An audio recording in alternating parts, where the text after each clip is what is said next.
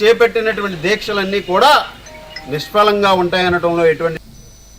కాకినాడ జిల్లా తాళ్లరేవు మండలం పోలేకూరు పంచాయతీ తూర్పుపేట గ్రామంలో దళితుల శ్మశాన వాటికకు రహదారి సమస్యపై అధికారులు స్పందించారు. గతంలో ప్రసారమైన కథన నేపథ్యంలో జిల్లా కలెక్టర్ ఆదేశాలతో తహసీల్దార్ రామవీరభద్రరావు గ్రామాన్ని సందర్శించి సమస్యను పరిశీలించారు. రైతులతో చర్చలు జరిపి శ్మశాన వాటికకు రహదారి ఏర్పాటు చేస్తామని, ఇందుకు అవసరమైన నిధులను ప్రభుత్వం నుంచి సమకూర్చుతామని తెలిపారు. ఇప్పుడు మన పత్రికా మిత్రులు మన దృష్టికి తీసుకురావడం జరిగింది.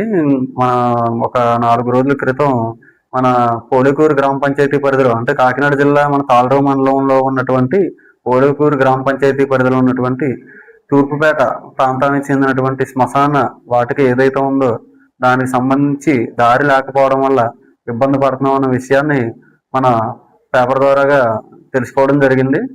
దానిని ఇమీడియట్గా స్పందించి మా అధికార బృందం అంతా కూడా మేము పర్యటించడం జరిగింది. ఆ ప్రాంతంలో పర్యటించిన తర్వాత అక్కడికక్కడే మొత్తం ఫిజికల్గా అక్కడ ఉన్నటువంటి పరిస్థితి గమనిస్తే అక్కడ దారి ఏదైతే ఉందో పక్కన రొయ్యల చెరువులు అయితేనో ఇంకోటి అయితే ఇటు పక్కన పొలాల యొక్క గట్టుని తగ్గించి దాన్ని సాగు చేయడం వల్ల దారి అనేది కొంచెం ఇబ్బందికరమైన పరిస్థితిలో ఉందన్నది గమనించడం జరిగింది.